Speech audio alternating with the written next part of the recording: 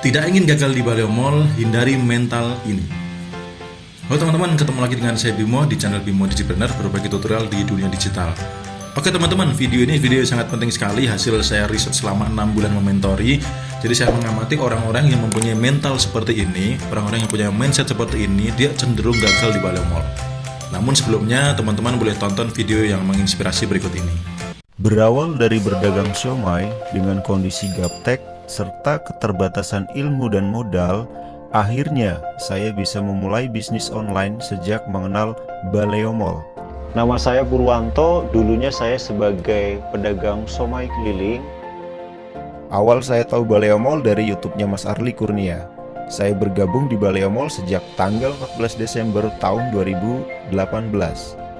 Pengalaman berkesan saya saat bergabung di Baleo Mall, materinya sangat bagus dan mudah dipahami. Setelah saya kenal dengan Baleo Mall, saya mulai berbisnis online dengan cara dropship.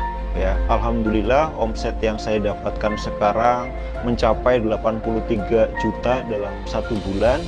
Dan salah satu yang saya hasilkan dari saya berbisnis online itu adalah saya bisa membeli tanah dan membangun rumah, dan rumahnya yang sekarang saya tempati sekarang. Dan terima kasih untuk Baleo Mall sudah membimbing saya dari nol sampai di titik yang sekarang. Oke teman-teman, jadi itulah video kompor ya, bagaimana videonya sangat menginspirasi. Orang punya latar belakang masing-masing. Yang pasti apapun latar belakangnya, yang terpenting adalah latar depannya ya. Semua punya kesempatan yang sama di Baleo Mall untuk berhasil. Oke, lanjut ke materi video ini. Jadi kalau teman-teman tidak mau gagal di Baleo Mall, hindari mental ini ya. Walaupun sebenarnya kalau misalkan kita ngomong tentang kegagalan ya, sebenarnya nggak ada kata gagal sih menurut saya ya. Kan yang ada tuh sukses dan belajar. Kalau belum sukses berarti belajar, kalau sudah belajar pasti sukses. Jadi gagal itu kenapa nggak ada sebenarnya, di dalam mencapai tujuan itu kan kita mulainya dari start sampai dengan goals atau finish ya. Asalkan kita terus maju, sebenarnya kita akan mencapai finish, sebenarnya kita akan berhasil. Nah, gagal itu adalah mereka yang berhenti. Mereka yang berhenti lalu tidak melanjutkan, mereka yang berhenti bahkan berjalan mundur, maka sampai kapanpun tidak akan pernah sampai finish ya. Nah, supaya teman-teman itu mudah mencapai finish, supaya teman-teman tidak gagal, itu teman-teman harus ini ya, fokus pada perkembangan diri. Jangan bandingkan dengan pencapaian orang lain. Jadi teman-teman itu ketika melihat orang lain itu sudah pecah telur, tidak usah panik. Ketika melihat orang lain omsetnya udah 10 juta, udah ratusan juta, tidak usah panik. Teman-teman tambah pede aja bahwa ilmunya di Baleo Mall itu sangat worth it ya. Kemudian fokusnya pada perkembangan diri. Hari ini skill saya ningkat apa? Hari ini saya tambah ilmu apa? Itu yang terpenting ya. Orang lain biarkan atas pencapaiannya, karena bisa jadi mereka punya latar belakang berbeda, waktunya berbeda, support orang-orang yang mendukung juga berbeda, dan lain-lainnya. Jadi kalau teman-teman mau copy paste sama persis dengan orang lain tuh enggak bakalan bisa. Yang terpenting jangan sampai teman-teman diabaikan oleh pencapaian orang lain lalu lupa fokus perkembangan diri. Kok aku begini ya, enggak. Tetapi teman-teman fokus aja. Hari ini aku nambah skill apa? Hari ini aku nambah ilmu apa? Hari ini aku lebih pintar apa dibandingkan kemarin. Jadi misalkan hari kemarin belum bisa desain pakai PowerPoint gitu. Hari ini berkat nonton video YouTube bisa desain gitu, bisa bikin frame. Berarti skillnya meningkat dong gitu. Nah itu syukuri. Jadi optimis, syukuri, fokus bahwa setiap hari skillnya meningkat. Nanti kalau teman-teman terus berjalan maju, itu finish pasti tercapai, goals pasti tercapai. Ya, hanya soal waktu. Kemudian yang penting teman-teman konsisten. Kemudian apalagi sih yang membuat teman-teman itu belum berhasil ya, belum segera mencapai finish di Baleo Mall ya. Salah satu penyebabnya ini, teman-teman tuh buru-buru bertanya dan tidak sabar nonton video tutorial gitu. Jadi saya amati orang-orang yang cenderung banyak bertanya itu sebenarnya, kalau saya amati ya, mohon maaf ya, itu sebenarnya orang yang malas nonton video tutorial, orang yang malas belajar. Maunya diarahin, dituntun per detailnya, habis ini ngapain, padahal semuanya sudah ada di video tutorial. Dan satu hal yang sangat berbahaya ketika buru-buru bertanya ini menjadi sebuah kebiasaan dan karakter. Kenapa? Karena kebiasaan mengandalkan hal di luar diri itu akan menumpulkan potensi diri.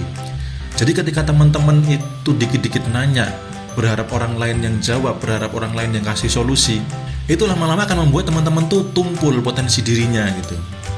Teman-teman harus membiasakan diri, harus menjadikan karakter tuh pribadi yang punya daya juang tinggi.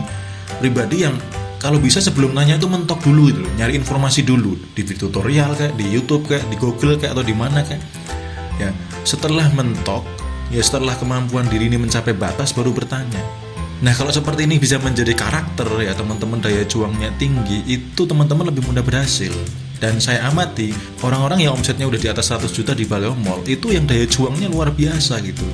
Dan mereka sedikit banget bertanya tapi actionnya banyak. Karena karakternya tuh udah terbiasa memaksimalkan potensi diri. Jadi teman-teman kalau mau berhasil, hindari buru-buru bertanya. Bukan masalah nggak bisa jawab atau nggak mau jawab, enggak. Tapi sayang potensi dirinya jadi tumpul karena terbiasa manja, dikit-dikit bertanya, dikit-dikit harus dijawab. Selanjutnya ini nih yang kadang menggemaskan ya. Hobi mengutuk diri itu. Mengutuk diri itu gimana? Ya mengatakan diri yang nggak baik. Ya teman-teman kalau sudah ngerti sugesti, sudah ngerti NLP, hipnoterapi, pikiran bawah sadar, pasti nggak akan melakukan ini. Contohnya gimana? Saya ini gaptek, saya ini orangnya pelupa, saya itu orangnya susah paham dan lain-lainnya gitu. Kadang saya gemes, apa sih untungnya mengatakan saya gaptek? Ada duit 100 juta jatuh dari langit? Enggak kan gitu. Ya. Jadi ini teman-teman ya. Kalau teman-teman menginginkan kemenangan, stop membicarakan kekalahan. Kalau teman-teman menginginkan keberhasilan, ya stop mengutuk diri. Nggak ketemu gitu rumusnya tuh. Teman-teman pengen berhasil, tapi yang dibicarakan kegagalan. Teman-teman pengen sukses, tapi teman-teman yang dibicarakan kekalahan. Nggak bisa. Dan hal yang terpenting adalah teman-teman itu hati-hati dalam bergaul gitu. Ya, jangan bergaul dengan orang gagal. Sudah gagal, cari teman-teman lain yang gagal untuk menguatkan kegagalannya. Saya punya alasan buat gagal. Enggak. Dan jangan minta pendapat dengan orang yang tidak ahli di bidangnya. Teman-teman misalkan sempet down gara-gara ada temannya yang mencibir bisnis online. Wah, persaingannya ini itu, wah, perang harga dan macam-macam lah ya. Kalau pendapat dari orang yang bukan ahli jangan didengerin. Pendapat orang gagal jangan didengerin ya. Intinya teman-teman harus di jalurnya. Kalau mau keberhasilan, stop membicarakan kekalahan, stop kumpul dengan orang yang kalah, yang gagal, kecuali memang orang-orang yang mau bareng bangkit, tidak masalah gitu ya. Selanjutnya ini, teman-teman salah fokus atau gagal fokus ya. Jadi sedikit sharing, saya pernah beli buku ya, bukunya itu namanya, judulnya Terapi Berpikir Positif ya, dari Dr. Ibrahim El-Fiqi ya. Mungkin kesannya kurang kerjaan ya, untuk bisa berpikir positif saya harus beli buku Terapi Berpikir Positif itu. Tapi di buku ini ada satu hal yang membuat saya mengerti cara kerja pikiran gitu ya. Yang pertama adalah energi akan mengalir kemana arah fokus kita.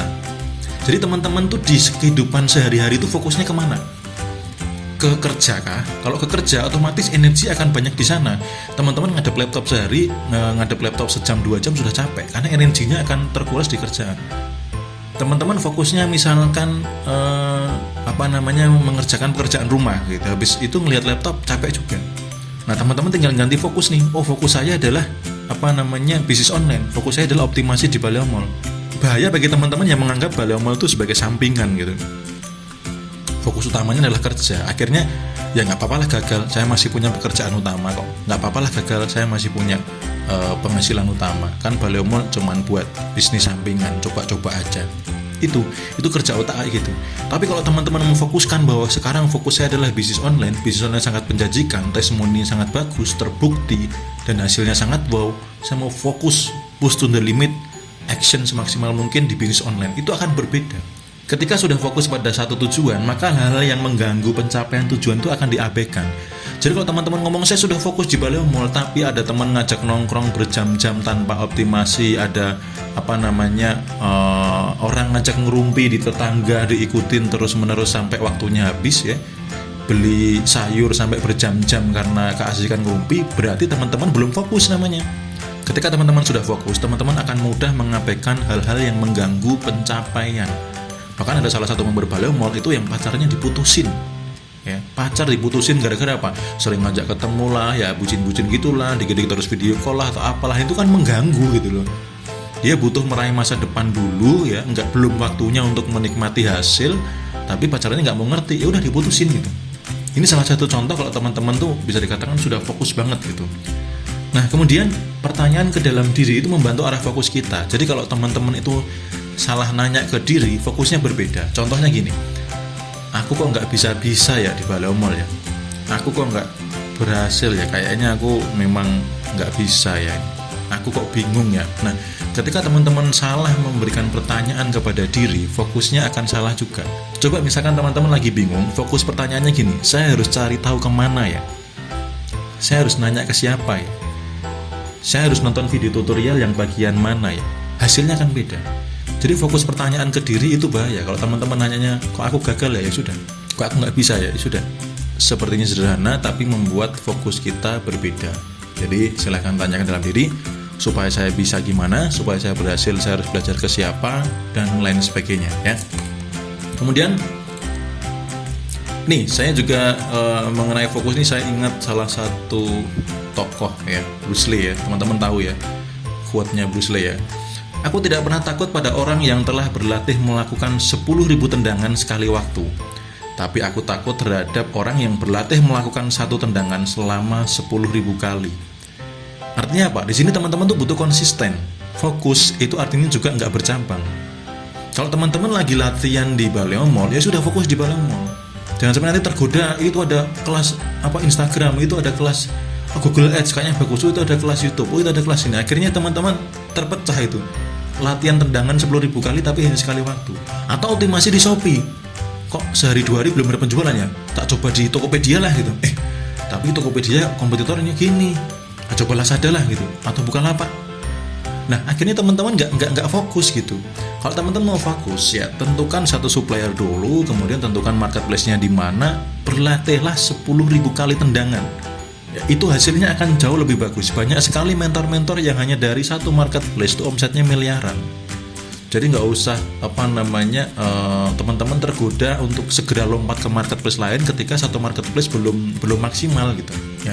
Kemudian konsisten di sini juga teman-teman tuh rutin gitu. Misalkan setiap hari usahakan optimasi, setiap hari usahakan baca laptop, entah capek, entah pusing, entah jenuh ya. Sesekali jeda nggak masalah. Tapi kalau teman-teman kadang sehari iya, sehari enggak, kadang cuma seminggu sekali, ya enggak maksimal. Teman-teman enggak berlatihnya enggak seperti berlatih satu jurus tetapi 1.000 kali ya, 10.000 kali gitu. Jadi di Baleo Mall saya amati orang-orang yang sudah berhasil itu orang yang dia tuh melatih satu jurus ya, melatih satu tendangan, melatih satu teknik, fokus berkali-kali sampai mahir dulu. Kemudian selanjutnya apa yang membuat gagal? Yang membuat gagal itu adalah melepaskan diri dari kodratnya. Ini saya ingat sekali Bung Afan nih ya, kalau ngasih motivasi ini. Jadi teman-teman tuh kodratnya apa sih sebagai dropship gitu? Kodratnya apa? Nonton video tutorial. Jadi kalau teman-teman nggak nonton video tutorial, ya sudah pasti gagal gitu. Teman-teman tuh lepas dari kodratnya. Kalau kodratnya seorang koki itu apa? Masak. Kalau koki nggak masak ya nggak akan jadi koki gitu. Ya kodratnya seorang guru apa? Ngajar gitu. Kodratnya seorang driver apa? Nyopir gitu. Nah, seorang dropship ini kodratnya apa? Teman-teman harus tahu dulu. Jangan lepas dari kodratnya. Kalau lepas ya jangan bermimpi hasilnya maksimal. Contohnya lagi webinar. Nah, ini saya juga masih heran. Banyak dropshipper itu melepaskan diri dari kodratnya. Ya, di grup Baleo Mall tuh ada sekitar 25.000 anggota. Ya, setiap webinar itu saya melihat belum pernah menyentuh di angka 2.000. Hanya 1.000 berapa gitu. Bersyukur sih kompetitor berkurang gitu, tapi sayang banget gitu. Kalau teman-teman mau sukses nggak berada di kodratnya nggak bisa. Grup saya ada 4.000-an orang yang ikut webinar, paling sekitar 400-500 nggak nyampe gitu.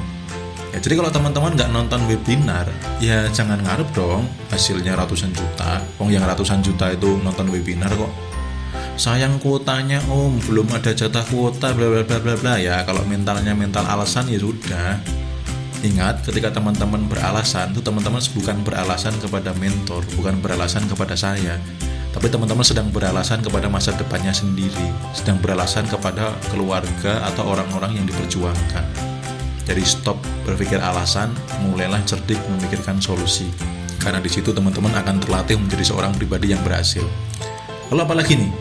Menyimak info penting di grup. Nah, ini teman-teman juga kalau misalkan nih ada mentor yang grupnya di Telegram, ya teman-teman usahakan tuh nyimaknya Telegram, japrinya di Telegram, jangan japri di WhatsApp. Saya udah beratus-ratus kali ke orang, ya, maksudnya ke ratusan orang, ketika japri di WA itu saya balas, japrinya di Telegram supaya kamu terbiasa buka Telegram. Kalau grupnya di Telegram, informasi di Telegram, informasi penting, entah webinar, entah ada apa, entah ada update apa di Telegram, lalu teman-teman nggak terbiasa buka Telegram, sehari sekali belum tentu buka, gimana akan bisa berhasil gitu. Dan satu lagi, ketika teman-teman di grup tuh jangan mudah menyerah, jangan baperan gitu. Ada yang misalkan saya sudah nanya tapi nggak dijawab, ya elah, nanya sekali nggak dijawab udah nyerah, mau omset ratusan juta. Nanya berkali-kali, kalau pagi belum dijawab, siang tanyain lagi, siang belum dijawab, malam tanyain lagi. Tapi bukan spam ya, copy paste terus setiap detik nanya, enggak. Jadi kan orang lain bisa jadi ya juga ada kesibukan, bisa jadi pas baca kelewat, orang lain tidak sempurna. Nah teman-teman, kalau ada pertanyaan nggak dijawab, ya jangan baper, jangan nyerah. Aku nanya di grup nggak dijawab, baru nanya sekali nggak dijawab, udah nyerah, pengen omset ratusan juta, nggak bisa teman-teman. Ya, mental seperti itu nggak boleh dimiliki seorang yang mau berhasil. Lalu apa? Praktek. Nih kodratnya dropship itu praktek. Terus apa lagi? Riset, evaluasi, analisa data, dan lain sebagainya. Ya. Nah teman-teman, jangan melepaskan diri dari kodratnya seorang dropship kalau mau berhasil. Kalau teman-teman melepaskan diri dari itu, ya sudah, nggak nonton video tutorial, nggak webinar, dan semua yang harus dilakukan sebagai seorang dropship, nggak desain, nggak optimasi, nggak riset judul, nggak praktek, ya. Jangan berharap 100 juta. Ya, kalau mau di atas 100 juta, mau mencapai finish, lakukan apa kodratnya seorang dropshipper. Nah, selanjutnya yang membuat teman-teman belum berhasil, ya, yang bisa dikatakan gagal walaupun sebenarnya tidak gagal, tapi belum berhasil, adalah ini. Teman-teman itu terjebak di angka, tidak paham polanya. Jadi di marketplace itu tidak bisa hanya sekedar kita tahu angkanya, jangan terjebak di teknisnya, jangan terjebak di angka. Maksudnya gimana? Kalau ngiklan harus berapa bitnya, ini terjebak di angka. Kata kuncinya harus berapa, ini terjebak di angka. Kalau ngiklan bagusnya jam berapa, ini terjebak di angka. Jawaban terbaiknya apa? Di riset. Kalau saya pakai bit sekian, hasilnya gimana, tempatnya di mana, kompetitornya seperti apa. Nah, misalkan produknya kata kuncinya banyak, ya iklankan. Kalau kata kuncinya turunannya sedikit, ya jangan dipaksain banyak. Jadi teman-teman paham, oh kenapa harus banyak, oh kenapa bit harus sekian, itu polanya, alurnya. Oh untuk desain itu harus iklan tes desain. Oh tes desain itu tujuannya adalah supaya desain itu dilihat, kemudian diklik, nanti CTR terbaiknya yang mana. Berarti kata kuncinya harus sama, bitnya harus sama, jamnya harus sama, budgetnya harus sama, semuanya sama kecuali gambarnya saja. Itu kalau paham polanya gitu. Kalau nggak paham polanya, terjebak di angka, ngiklan desain, bitnya berapa ya? Kata kuncinya berapa ya? Nah itu. Nanti di video-video berikutnya saya akan membahas khusus tentang pola. Bagaimana teman-teman memahami sebenarnya gimana sih pola optimasi di marketplace itu. Kalau teman-teman paham polanya, itu jauh lebih mudah dan lebih cepat mendapatkan omset yang seperti teman-teman harapkan lah. Kemarin saya sempat webinar dengan best dropshipper di Baleo Mall, itu ternyata ya mereka sudah paham polanya gitu. Sudah ngerti, sudah biasa ngulik dan riset gitu. Jadi teman-teman fokus di memahami polanya ya, memahami pola. Jangan terjebak di sini ya. Kita tuh di sekolah itu kan diajarkan untuk meniru dan menghafal lah. Kita udah terlanjur salah kaprah di pendidikan Indonesia ini. Orang-orang masih diajarkan meniru dan menghafal.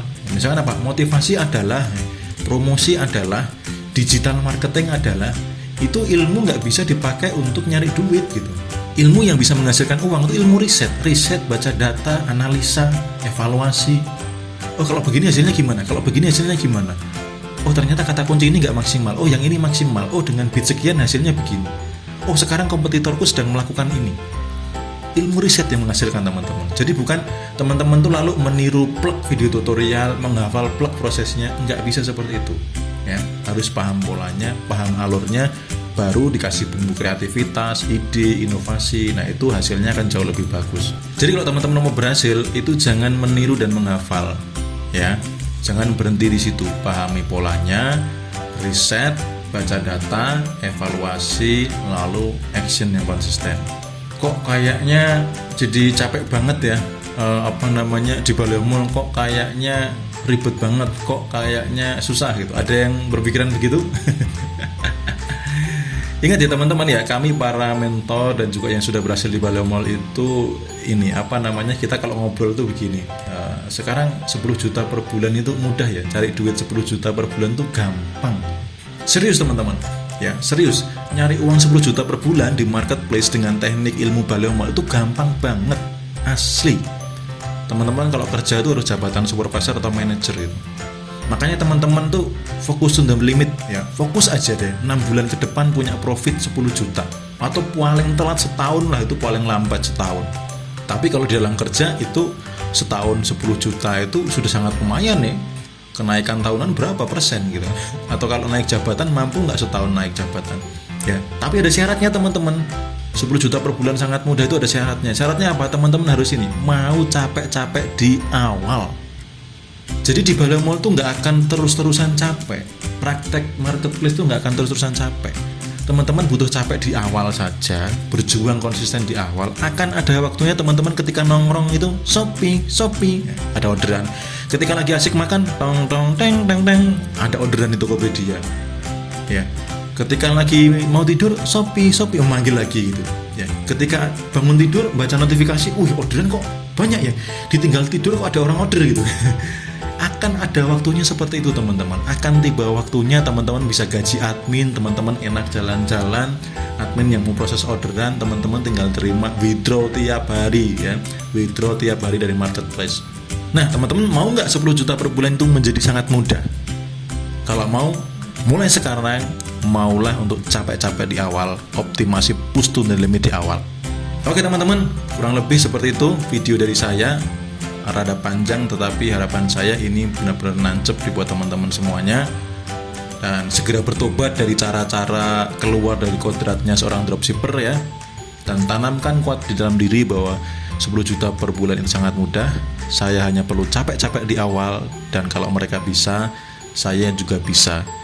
Dengan ilmu yang sama, dengan komunitas yang sama mereka bisa, saya pasti juga bisa. Dan saya doakan teman-teman lebih mudah untuk berhasil, lebih cepat untuk mencapai profit 10 juta per bulan. Terima kasih sudah menonton, sampai ketemu dengan video saya berikutnya. Semakin sehat, bahagia, berlimpah rezeki, dan salam banjir order.